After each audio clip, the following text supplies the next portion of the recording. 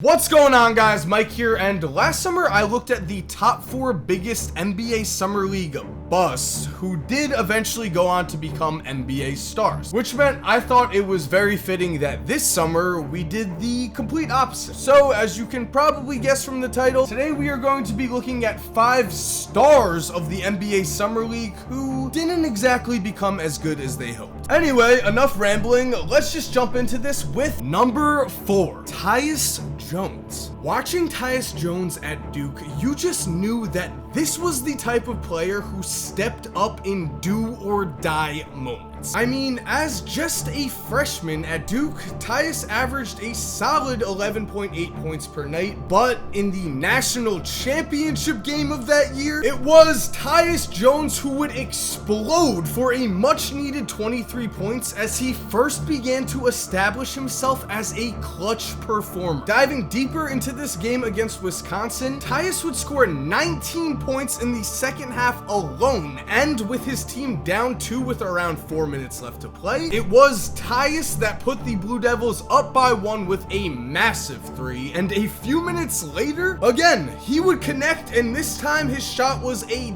dagger. There was absolutely no way that Duke was going to lose this 8-point lead, and especially when you consider the man you see at the free throw line right now, yet again sinking clutch shots. And it was because of these flashes of true greatness that allowed Tyus to fulfill his dreams and reach the NBA as the 24th pick in the 2015 draft. However, Jones's rookie year was full of a lot of ups and downs, which meant by the time the 2016 Summer League rolled around, Tyus was not only ready to prove himself, but he was desperate to. And sure, we could talk about the fact that he was named the Summer League's MVP, or that after watching Tyus play, his coach, Tom Thibodeau, would say, quote, he has all the things you look for in a player. Instead of talking about those things, let's get to the exciting part of any season, the playoffs. Because despite the fact that the Minnesota Timberwolves were the 24 seed in the bracket that year, Tyus Jones did not care, as he would lead his team on a run to the championship that saw him average about 26 points, 8.5 assists, and 2 steals a game. And on top of all of this, I again present you with some big time moments, because in the first round against the Grizzlies, Tyus would warm up with this casual looking floater to give his team a 4-point win over a heavily favorited team. Then,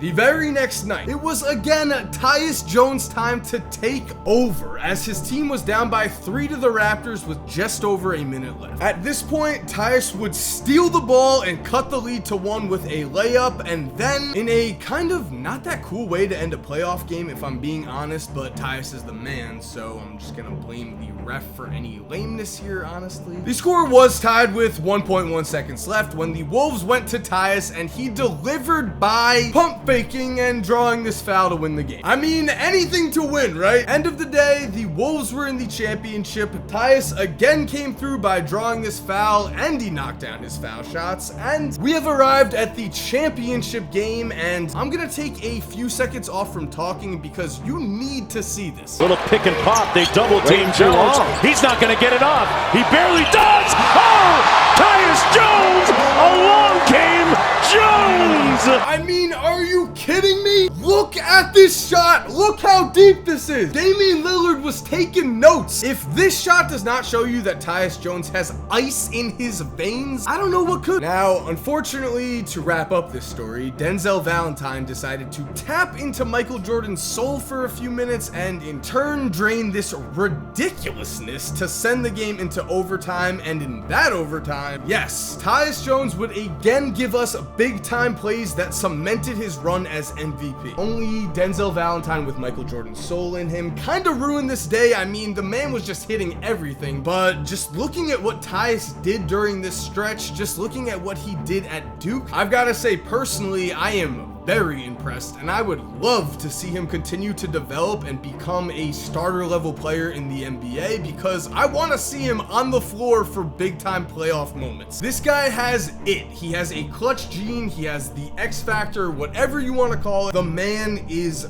legit. Number 3, Javale Mcgee. Did you know that in the 2010 Summer League, when matched up against a 21-year-old DeAndre Jordan and a 20-year-old Blake Griffin, an equally young 21-year-old Javale Mcgee would demolish both of them? I am not exaggerating at all, actually, because in the 2009 Summer League, playing against the Clippers, Javale Mcgee would shoot 9 for 11 from the floor while recording 19 points, 2 steals, and 7 blocks. And sure, okay, I guess dominating is a little bit of a stretch here. Blake did have a pretty comparable game, and, well, DeAndre didn't. JaVale outplayed him. But I mean, just looking at the 2009 Summer League in general, you can really see why a lot of people thought JaVale Mcgee might become an NBA All-Star one day. Everyone has always said that all of the tools are there, and those people are very right. To show you this, looking deeper into JaVale's 2009 Summer League, because in the 4 games he played that summer, after getting off to a slow start in game 1, JaVale would wrap up his summer with a final 3 games that saw him average almost 21 points, 8 rebounds, 6 blocks, and by the way, he shot about 60%, and in the final game of that summer, JaVale would match up against a new lottery pick and a huge Knick fan favorite in Jordan Hill, and it was JaVale who took it upon himself to take out the anger of missing out on Steph Curry by only 1 pick. I mean, come on, are the Knicks cursed? But yeah, playing against Jordan Hill, JaVale scored 31 points on 11 of 16 shooting, while also grabbing 8 rebounds and blocking 4 shots. So if we just look at JaVale as he is in the Summer League right now, we can imagine that eventually he still could become an all-star. With that in mind, we also know that the truth is what is happening right now on your screen in front of you, a compilation of a lot of horrible plays that JaVale has made because his basketball IQ is not the highest. I'm looking past that though. The man gets enough talk as it is for these kind of plays. I just wish we could have seen what would have happened if JaVale fulfilled his full potential, because again, in 2009 he was dropping off future all-stars and lottery picks and just overall looked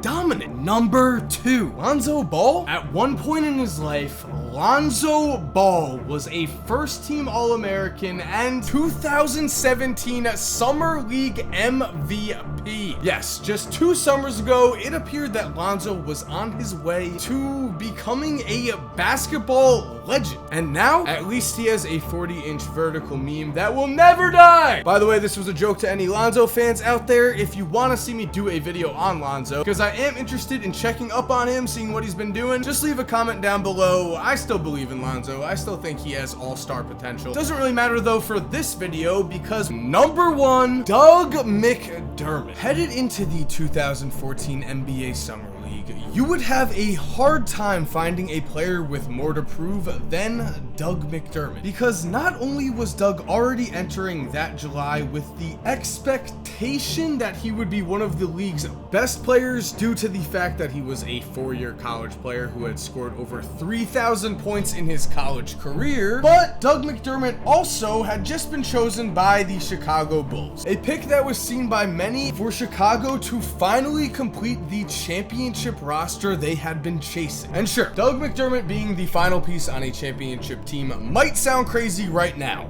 but keep in mind, 1. The 2015 Chicago Bulls would win 50 games and brought the eventual champion Cleveland Cavaliers to 6 games in the second round of the playoffs. 2. This was a Bulls team that had 2 All-Stars in Jimmy Butler and Pau Gasol, and the defending Defensive Player of the Year in Joakim Noah. 3. The Bulls also had a semi-healthy Derrick Rose in 2015 for the first time in what seemed like forever. And 4. The weakest starter on the Bulls roster was a small forward forward, and the Chicago Bulls clearly needed more three-point shooting. And on top of all of this, when the 2014 draft rolled around, Chicago owned picks 16 and 19. Two picks that would end up becoming Nurkic and Gary Harris. However, those players would not play for the Bulls because the Bulls traded both of those picks for pick number 11 just to take Doug McDermott because they thought he was that sure of a thing. And of course, because of all of this, all eyes were on Doug McDermott when he took the court to start the 2014 Summer League, and after shooting just 2 for 8 in his first game,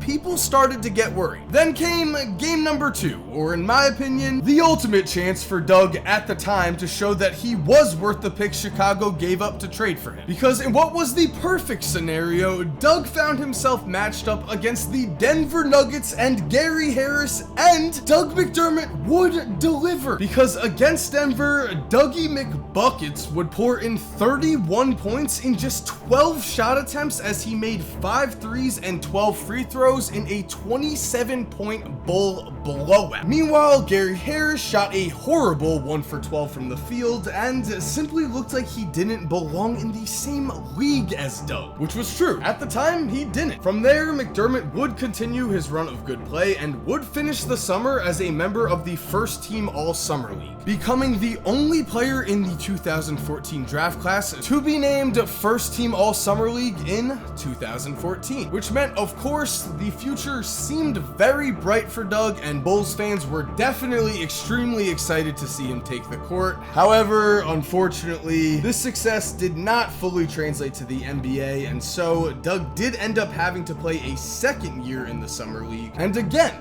during the summer, he had no problem outplaying guys like Cat and Zach LaVine, as again, he was named first team All-Summer League. As we all know though, in the only league that really matters, Doug has slid away from any star type of role and has now carved out a career as a respectable role player, but definitely not the star that many people hoped he would become. And there we have it, guys. Thank you for watching today's video. I hope you enjoyed. If you're new to this channel and you love the NBA, make sure to subscribe. All I do is make NBA and basketball content. If you like basketball, you're not gonna want to miss a video. And to everyone already subscribed, thank you guys so much for supporting. You're awesome, we all know it, and as always, have an awesome day, and cue that music. By the way, if you're still here while the music is cued, here are 2 videos I think you are going to love watching. All you have to do is just click on either one of them on the screen right here, and other than that, guys, again, have a great day, and peace.